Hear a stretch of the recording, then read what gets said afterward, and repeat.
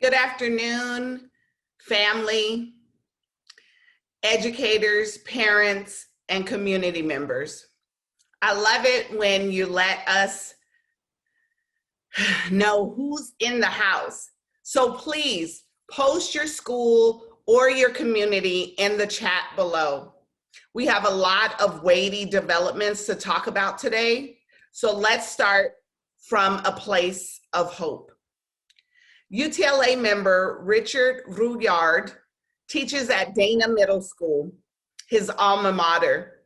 He is proud to be able to give back to the school that gave him so much as a student. Richard posted this on our Facebook page this week. COVID-19 has affected our school communities in ways we never imagined. It's sad what this pandemic has done, but we will get past this, and I feel we will become better educators because of this. As teachers, we are trained to adapt to all circumstances, and so adapt we will. Yes, Richard, thank you.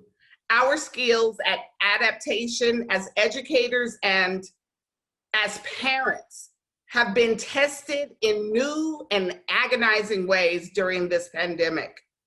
That's true for our students as well, who have worked hard to adapt to crisis distance learning and the loss of in-person supports and friendships in our physical school communities. But our future will be shaped for the better by what we have learned, what we have tried, what we have failed at, and what we have succeeded at. We will get past this. So big picture here, we are going to talk about a lot of things today that are interconnected. There's been a head-spinning amount of developments this week, and when news comes fast and furious, I know parents and others reach out to you, wanting immediate answers in a world where the goalposts move daily. Here's what we know today. A public health official made a misleading statement this week that elementary schools in LA County may be eligible to reopen next month. News and social media ran with that headline without noting the if in her statement. If community infection rates continue to drop, and that is a big if. We are all looking for hope, but false hope in face of high death and hospitalization rates in poor and Black and brown communities is problematic. Just before the holiday surge, LA County was reporting just 1,200 cases a day. On January 27th, LA County reported 307 new deaths from COVID and 6,917 new cases, nearly 6 times the November numbers. County officials said it was unsafe then to reopen schools, so it's certainly unsafe now. UTLA agrees with the California Teachers Association's position that no school or school district should reopen in a purple tier rated county.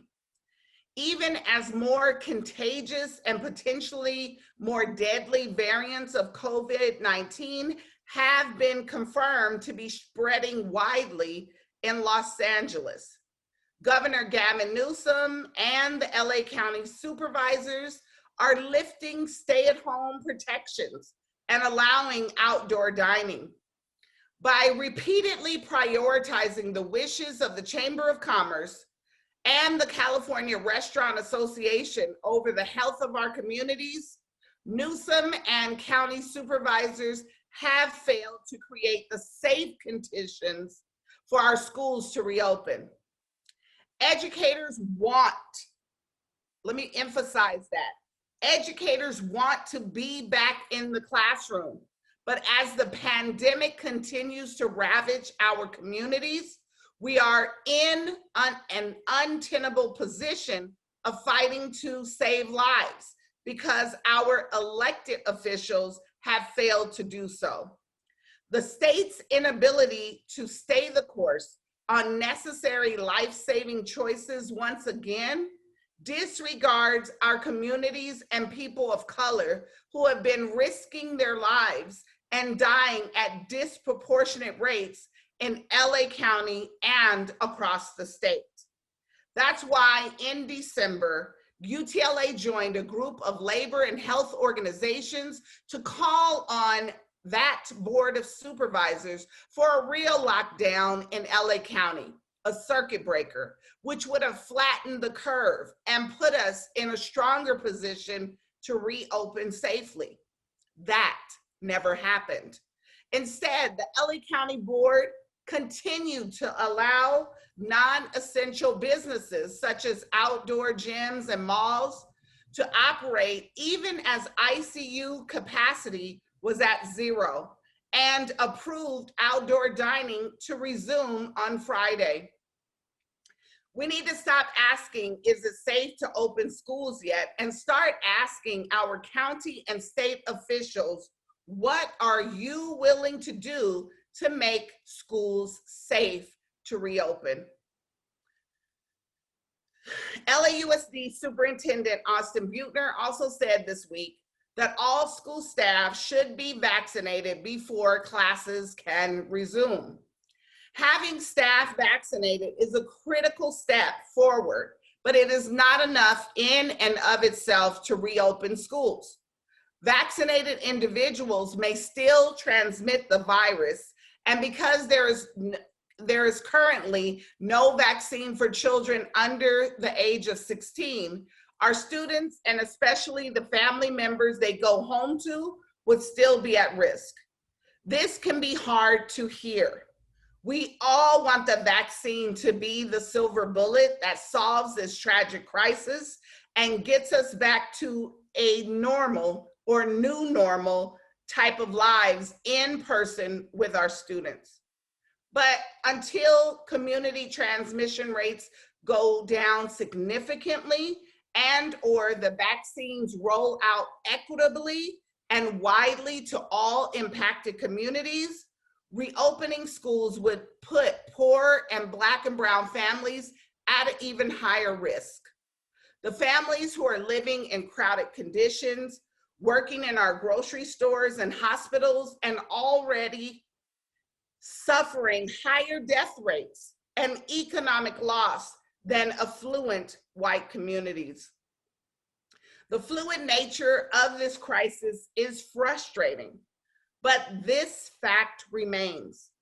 At no time since March 2020 have COVID levels in LA met the state standard for schools to consider reopening. LA County is still firmly in the purple tier, and residents are at extremely high rates of infection. In accordance with our second semester side letter agreement, we are in bargaining with the district on a plan to provide targeted services for high-need student groups. This week, LAUSD presented a new proposal to extend the 2021-2022 school year by 10 days at full pay. Our bargaining team and board of directors will be discussing the proposal, and any such extension would be voted on by UTLA members. Bargaining and reaching agreement on plans for in-person service does not mean that providing such service is imminent, but we need to bargain such plans to prevent the district from unilaterally determining the working conditions for in-person service if and when it becomes safe. As we talked about last week, the district has proposed a plan that will require in-person service for a very broad number of services. We rejected their proposal, arguing that the breadth of services is too broad and that their plan does not include enough details about how it would be implemented in a safe, fair, and equitable manner for both members and students. Our counter proposal to the district that would require some special education teachers to conduct in-person IEP assessments, require some EL designees to provide the LPAC in person for English learners, and require some related service providers to provide in-person services that can be conducted safely and not virtually.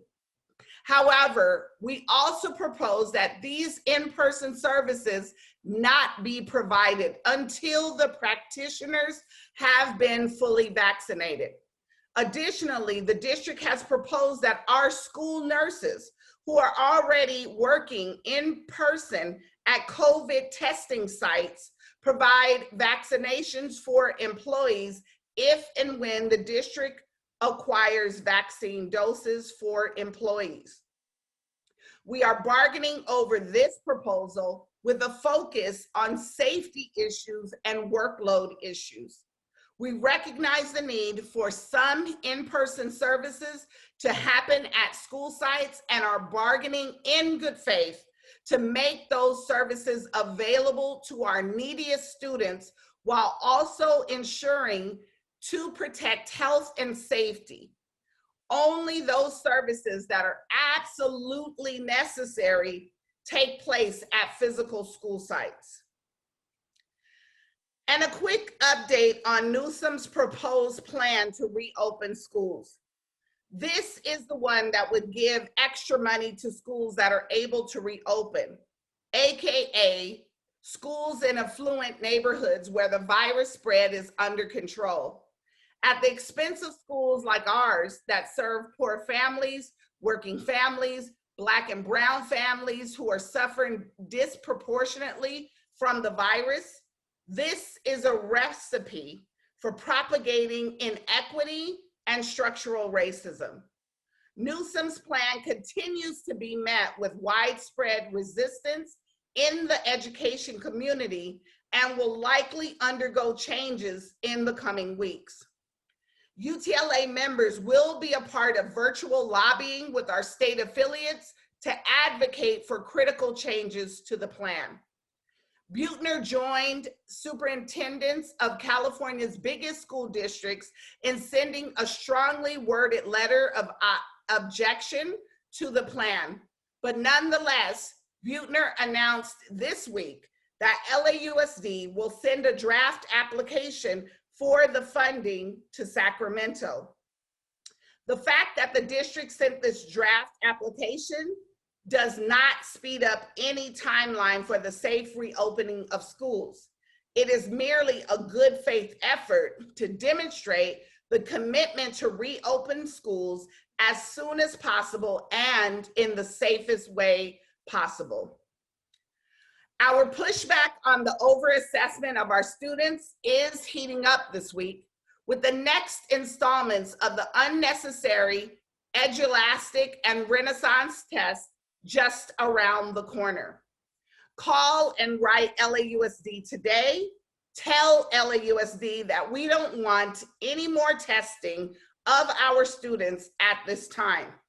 Right now, educators and parents are targeting the second and third installments of the EDULASTIC and Renaissance assessments, two tests that are not required by the state or the federal government. The growing number of tests educators are being asked to administer is beyond counterproductive. Our students should only be focused on engaging in their classes and learning the best they can under crisis distance learning. Kindergarten teacher Sherry Selman at Van Gogh Elementary says, we need to understand this is not a normal year.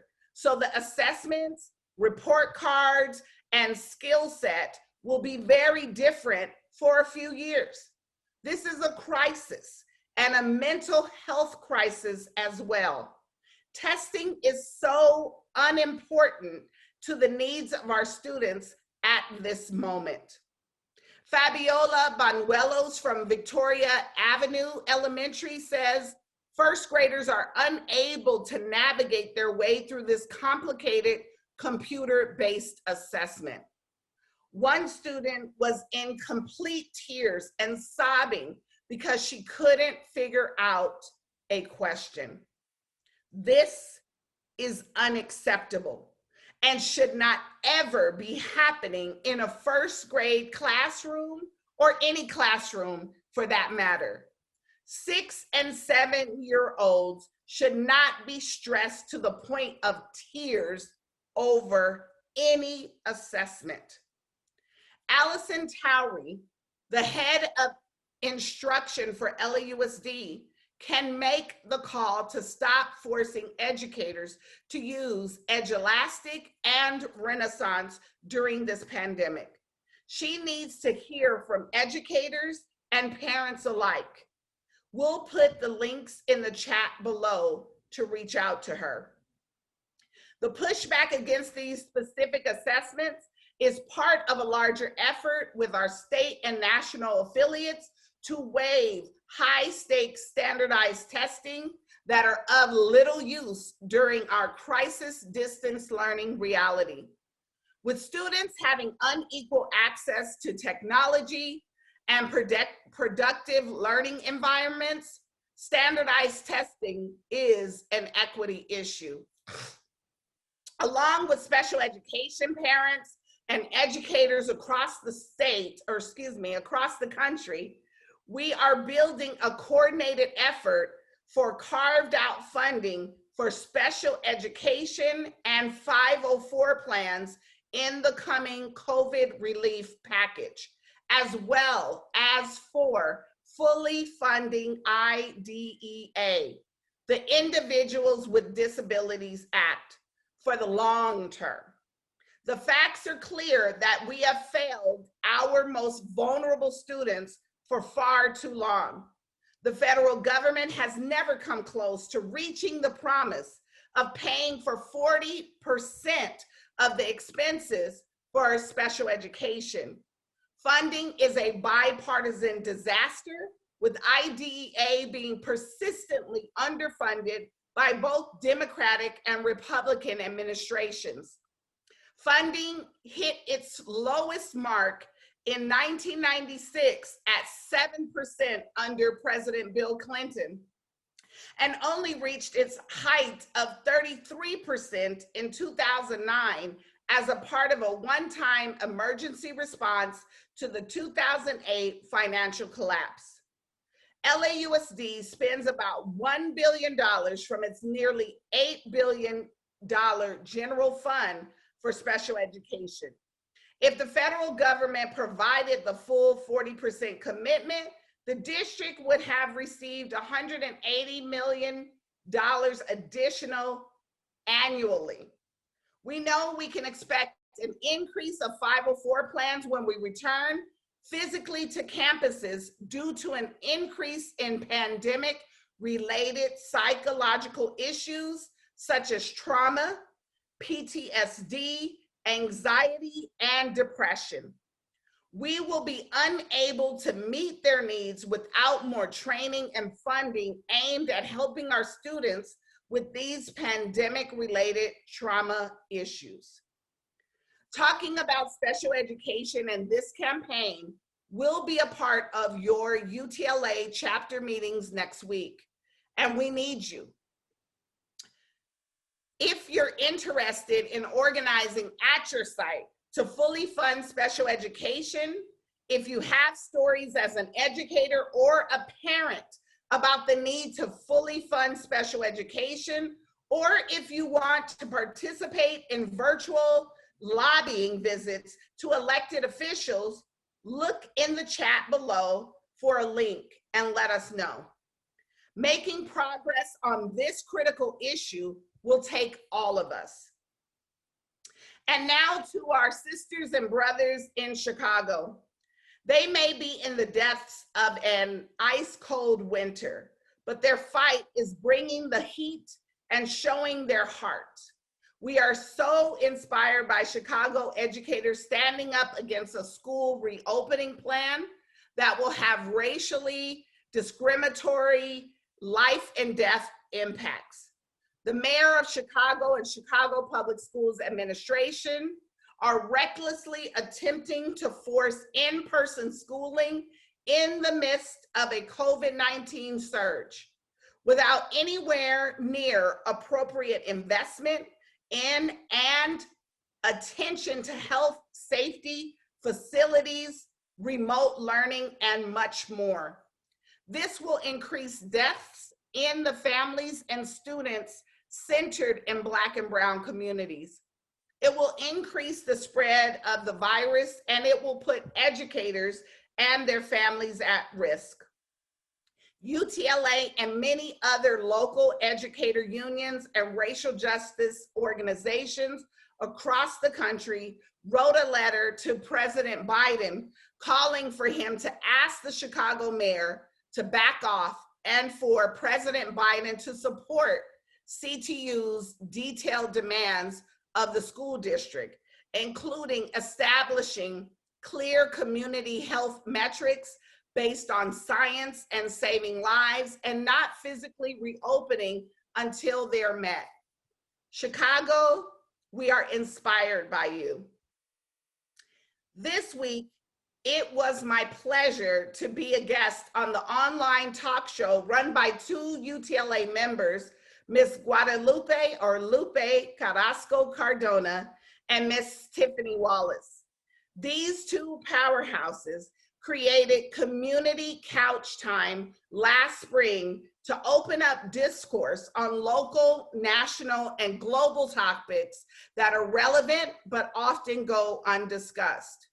Every community couch time is followed by a daily journal question to respond to as individuals or as students in a class.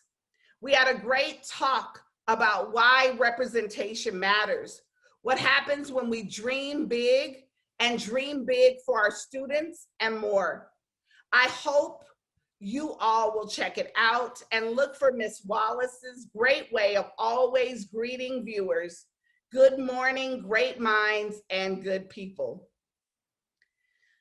I'm going to be on a great panel next Wednesday for the Black Lives Matter in Schools Week, along with education activist Nathaniel Janine, Jesse Hakopian, Tanya Jaco, and Dr. Denisha Jones.